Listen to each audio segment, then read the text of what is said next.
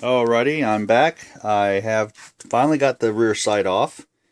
I used what's called Zyglow. It's a penetrating oil that is used for looking for micro cracks in welding for high-end aerospace equipment. I had a little bit of left over from our old shop, so I went ahead and I dabbed some of that on there, and it sat on there for about a week. But as you can see, there's a little bit of corrosion that's inside this, underneath this sight base, and the greenish yellowish stuff that you see that's liquidy, that's the penetrating oil. I have not cleaned these yet. But the thing that was giving me the hardest trouble is this little teeny tiny little pin right there. I can't even pick it up because it's all greasy. So that little pin right there was creating me all the headache. But the rear sight is off. So the next step would be to take everything else apart. I am going to next take out this little screw, which will pull this extractor spring off, and then I'll pull the extractor out, and then that'll be all broken down.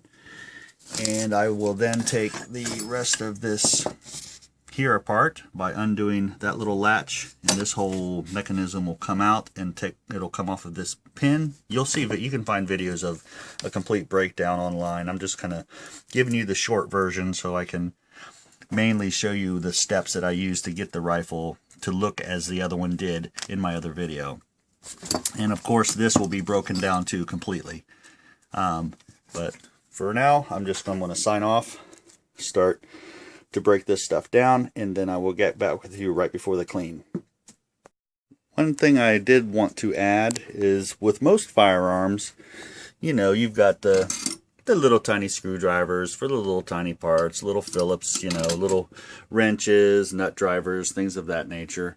But with Russian firearms, it's always good to have the ball peen hammer, a regular carpenter's hammer, and various screwdrivers, you know, anywhere from small up to medium, large.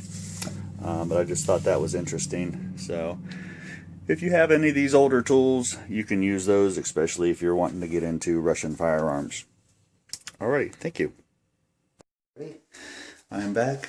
I have I believe it is a 2-inch wide piece of PVC pipe, just longer than the barrel. So depending on what size you're using, and I have tied a piece of wire to the front sight, and so basically I got it soaking inside of the mineral spirits or paint thinner. This is what I'm using here to clean it. Just that. Works really well. Like a few dollars a can, but and then I got all the smaller pieces inside of a tin, and then once they're clean I put them over there to dry. So this is the second step as far as the cleaning process of all the metal. So it's not really a big deal. It's just get the low odor mineral spirits, and you won't have to worry about any of the smell. So it's really nice having a low odor stuff. So alrighty, I'm going to clean all this stuff up just with a regular old toothbrush. I'm sure nobody would want to use a toothbrush after doing this, so just make sure it's an old one or a good one that you're not going to be using, of course. And with this here, just make sure you add enough of the spirits to cover the muzzle. So you can just do this in one shot, and then periodically I'll pull it up and down just to agitate it. And then maybe I'll do this for about 20 or 30 minutes, and then it'll come out. I'll give it a once over, looking, make sure I got everything out of the crevices, and then I'll dump out that fluid and go from there. Alrighty, I'll see you when I return. Alright, we're back. I've cleaned all the parts, and I have them having them sit for over a day, but usually you'll just want them to sit overnight until the next day. After you clean them, dry them off really good, all the pieces, break everything down to all the nuts and bolts. I treated everything with this stuff right here, Militech 1. Just follow the directions. It works really good.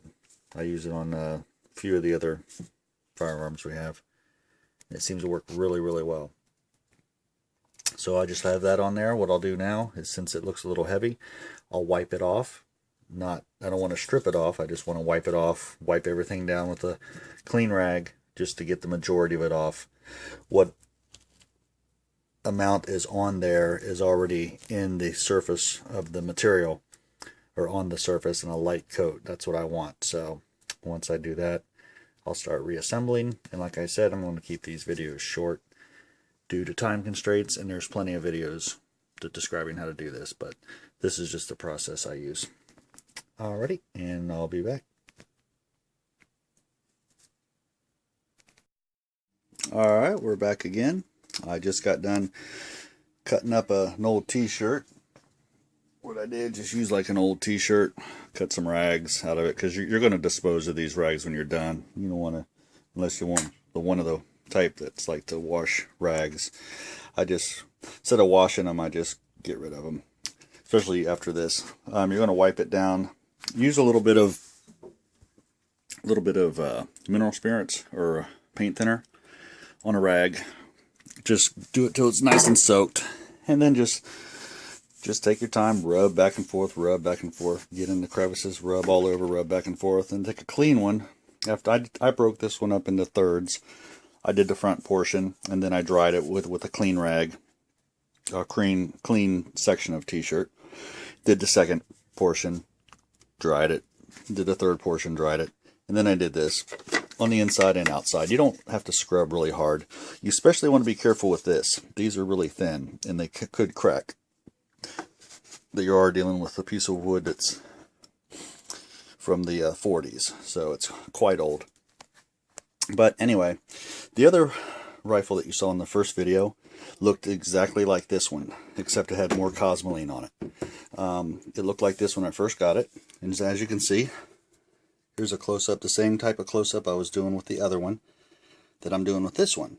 So you can tell that redoing these, sanding them, and using that True Oil, it really brings out the layers and really makes a big difference.